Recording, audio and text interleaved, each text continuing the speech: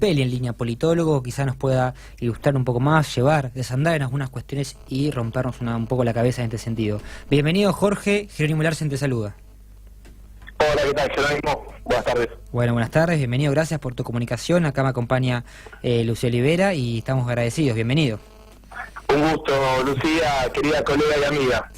Hola Jorge, ¿cómo andás? Un gusto tenerte acá para hablar un poco de democracia y estábamos comparando, primero principal, el tema del término democracia, que siempre para nosotros los politólogos los términos son tan importantes y cómo por ahí en el Vox Populi terminan medio transgiversándose, y en eso hablamos también de la aplicación por lo que está pasando en Brasil con Lula y en el caso de la intervención del PJ acá en Argentina.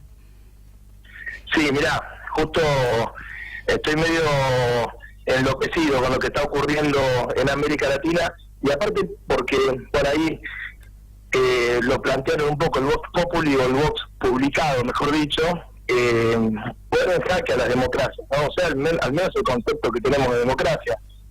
Nosotros siempre nos dedicamos en las ciencias sociales, como es materia opinable, como cada sujeto le da sus definiciones a las palabras, tenemos que definir bien el concepto de lo que estamos hablando. Cuando hablamos de democracia, hablamos del gobierno del pueblo, hablamos de un sistema político que defiende la soberanía de ese pueblo y el derecho del pueblo a elegir y a controlar a sus gobernantes. Esa es la parte linda, digamos, de la definición y del concepto de democracia, ¿sí? Por supuesto que no es lo mismo la democracia de los griegos, donde los ciudadanos eran algunos y era un sistema esclavista, a la democracia actual, que a partir de lo que se configuran los estados-nación, solo la persona, por el hecho de nacer en ese lugar, tiene derecho a una ciudadanía, ¿sí?, dentro de su identidad, y esa ciudadanía hace acceder al pueblo democrático, según las reglamentaciones, a distintas edades. Por ejemplo, nosotros ahora a partir de los 16. Entonces, cuando hablamos de democracia, para empezar tenemos que definir un término que el concepto es el gobierno del pueblo, o sea, que los mecanismos de cómo se representa al pueblo tienen que ser muy clarificados, muy simples, muy de fácil acceso. ¿Sí? Hay todo un montón de requerimientos de la democracia, porque es un sistema dinámico.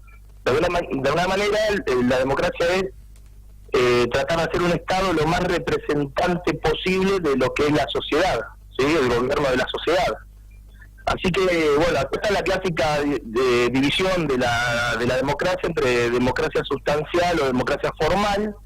La formal es la que cumpliría las cuestiones rígidas de elecciones cada 2, 4, 6 años y cierta regularidad con eso, pero claramente el avance de este sistema es hacia una democracia social. Es muy difícil en esta lógica de capitalismo, del dios mercado, ¿no? Pero en esa democracia sustancial las personas son iguales por derecho, son iguales ante la ley, son iguales en sus obligaciones y en sus responsabilidades, y por supuesto tienen igual posibilidad de acceso a la justicia, a las elecciones, a la propaganda de elecciones, a que las personas conozcan su propuesta política, a mostrar de dónde vienen los fondos. Tiene que ser todo muy transparente para todo el electorado. Y por último, quería dejar también, más allá, y abrir alguna pregunta que me quieran hacer, este otro concepto de que toda esta transparencia, todas estas cuestiones de elecciones limpias o libertad de expresión y tantas otras cuestiones más, se tienen que dar dentro de digamos, o sea, tienen que ser posibles, ¿no? O sea, ¿cómo van a ser posibles, por ejemplo, si para que un candidato sea conocido tiene que gastar millones y millones en campaña? O sea, estamos hablando de una democracia donde solo se pueden presentar los ricos, los millonarios, o los que no lo son, pero acceden ahí porque alguien les da plata para hacerlo. O sea, que después se van a deber a esa persona que les dio plata o a esa empresa que les dio plata, ¿se entiende? Claro. Hay una especie en ese sentido, de dedocracia, ¿no? Exactamente. Bueno, a ver, esto que estamos viendo en Brasil, ¿no? O sea, la posibilidad de poder proscribir a un candidato como Lula, que entre las encuestas más enemigas o las más cercanas le dan del 35 al 45%, con una ventaja de 15, 20 puntos sobre el segundo, es proscribir a la mitad del pueblo brasilero, porque aparte sabemos que esas encuestas están tiradas para abajo. y también en algún punto es como cambiar la lógica que inicia con toda esta concepción que viene después de la Edad Media, por decirlo de una manera, de dónde está el origen del poder, o sea, quién es el soberano verdaderamente. Estamos discutiendo al mismo soberano que es el pueblo. Ahora, para ser pueblo, las personas tienen que ser conscientes de que son sujetos políticos que pueden intervenir en la realidad y que, por supuesto, eso genera obligaciones, derechos, cosa que es muy difícil. Por lo tanto, una categoría que ya no sería pueblo hoy en día, en este tipo de democracias, sobre todo latinoamericanas, ¿no? Claro. Donde nos enteramos después que una consultora como Cambridge Analytics se pone a hacernos trampa a la hora de moldear nuestros gustos, nuestras preferencias, la propuesta que se nos acerca, el coaching político, el marketing político, la posverdad, que es la mentira básicamente, sí, pero le quieren decir de otra manera.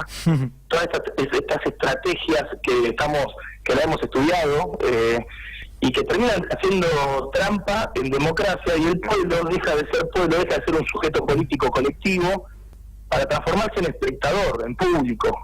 Claro. Esa diferencia entre pueblo y público, ¿no? El no interviniente, el que aplaude, las redes sociales ayudan a esto, ¿no? Pongo me gusta, no me gusta, pero no intervengo. Claro, claro. Jorge, ver que compartís este sentido, el análisis que hago yo, digo, ¿crees que vivimos en una especie de sociedad donde la política ya es de laboratorio, es decir, ya es un objeto más de diseño, donde se vende, se compra y, por supuesto, donde está mercantilizada y el votante ya no es un votante o un elector, sino un consumidor? Bueno, sí, por supuesto. Vivimos en esa sociedad, pero ni todo es tan malo, ni todo es tan bueno. Yo soy un gran optimista en este sentido, porque como vivimos en esa sociedad, también vivimos en la sociedad de las personas que pueden empoderarse y entenderse como parte de la historia, ¿sí? Claro. Y acá entran todos en ese juego. En algún punto creo que estos gobiernos llamados populistas, esta ola latinoamericana de fines del siglo anterior y primera década de este siglo, ha logrado de alguna manera hacer crecer esta base social, en el sentido de comprender que, por ejemplo, guarda, las empresas de medios de comunicación, ¿quién les paga? ¿Quién son sus sponsors? ¿Qué quieren decir? ¿Lo entienden todos los argentinos, por ejemplo? No. Ahora, la careta a Clarín se le cayó, ¿sí? Claro. Y ahí hay una pequeña luz de esperanza de que se puede avanzar en revertir esta realidad que vos acabas de describir, que yo comparto, que la política de diseño, la política de laboratorio, no sé, si pusiste 4 me gustas en una página que busca perros de la calle, el candidato X va a salir una publicidad directa en tu Facebook diciendo yo quiero dejar de, resolver el problema de los perros de la calle. ¿Se entiende? Claro. Y en realidad el tipo lo que quiere es endeudarnos por los próximos 200 años, a seguir dependiendo de lo mismo, pero te dice tu postura para que vos te acerques a él. Claro. Y ahí votás. Claro, sí, señalar. A ver, también vos sabés que estoy en último tiempo hurgando un poquito en este sentido y me encontré con un concepto que me llamó bastante la atención, que por supuesto excede a los partidos políticos. Me encontré con un concepto que se llama la caquistocracia. Caquistocracia, es con K casualmente, y dice que es el gobierno de los peores.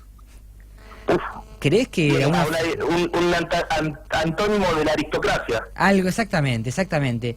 ¿Crees que de alguna forma u otra, también hay que pensar acá y problematizar un poco, decir qué es lo peor, porque también la aristocracia es pensar de los buenos, lo bello, lo bueno y lo justo, ¿no? En cierto sentido, y lo contrapuesto es lo malo, los peores, lo oscuro, lo pobre también, ¿no? Se puede pensar. Pero al mismo tiempo, si uno piensa en términos de eficacia, no en términos, ¿no?, de lo que propone en el liberalismo, sino eficacia en términos de gestión, sí, o de felicidad del pueblo, que como nosotros entendemos, realidad de eficacia, también, ¿no? Decir, la merma en la clase política que meramente se fija en sus negocios y no en la necesidad de la gente.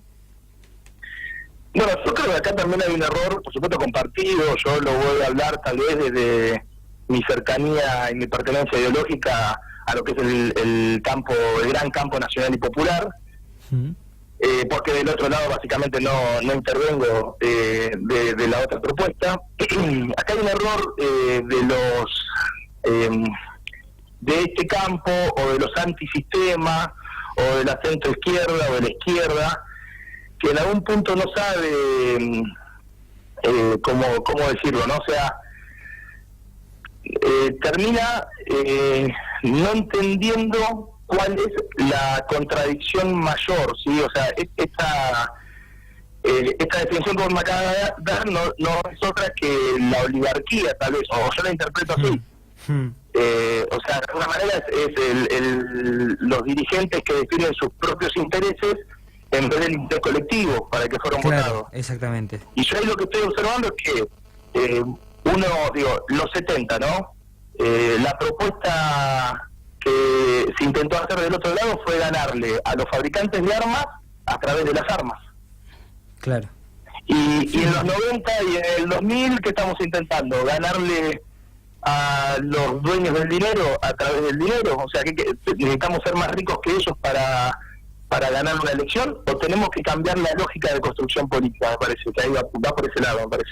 Claro, sí, Jorge. Bueno, la verdad que yo más que satisfecho, no sé, Lu.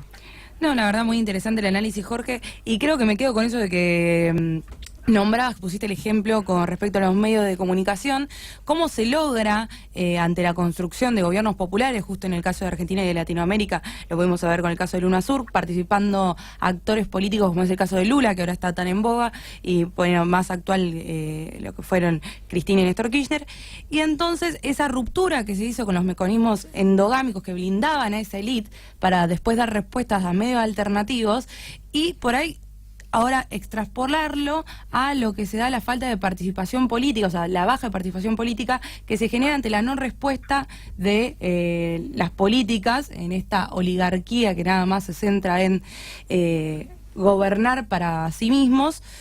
¿Podríamos ver un panorama futuro de una crisis democrática en Argentina como por ahí alguna vez ya la tuvimos antes? O sea, ¿crees que es un panorama posible? Yo creo que, a ver, todo conduce, digamos, los poderes, los principales poderes, los poderes fácticos, como me gusta llamarlo, pero sobre todo los principales de esos poderes, conducen permanentemente al desprestigio de la política. Porque en definitiva es la herramienta que puede llegar a vencerlos de alguna manera. Si la política se empodera, digamos, estoy diciendo casi una burrada porque es al revés, pero como si la política se empoderara con la participación de los ciudadanos. En realidad es al revés, ¿no? Los ciudadanos a través de la participación política. Claramente me parece que ahí nosotros vamos a tener que pensar en nuevas formas políticas, y cuando me refiero a nuevas formas políticas me refiero a sistemas de representación mucho más directos y mucho más cercanos. Nosotros no podemos tener candidatos, provincia de Buenos Aires, por ejemplo, ¿no? Senadores, diputados, ¿quién los conoce? Nadie. Está la propuesta del partido político, donde las listas se cierran de arriba hacia abajo, ¿sí? Ese quiebre en la representación hace que cuando los medios de comunicación, empresas de medios de comunicación que quieren lastimar la política, porque si lastiman la política quedan ellos, básicamente, eso tiene asidero, porque en definitiva vos no conoces a tu representante. ¿Se entiende? Entonces construyen el malo, pero de alguna manera el desconocimiento de ese representante que teóricamente está legislando para vos hace que no genere empatía con vos. Bueno, hay que cambiar la forma de construcción política, es muy difícil, claro. Yo lo sé, pero hay varios ejemplos que se van dando de a poquito. Sí. Bueno, Jorge, desde ya muchísimas gracias, más que contento, por lo menos personalmente, con tu intervención. Me has dejado pensando bastante y bueno, por supuesto están los micrófonos abiertos para cuando gustes y bienvenido sea. Bueno, muchísimas gracias por dejarme participar, te mando un abrazo grande, Lu, y bueno, Jerónimo también, gusto, nos estamos viendo. Dale. Un abrazo grande, Jorge. Abrazo. Ahí estaba Jorge Malpeli, politólogo,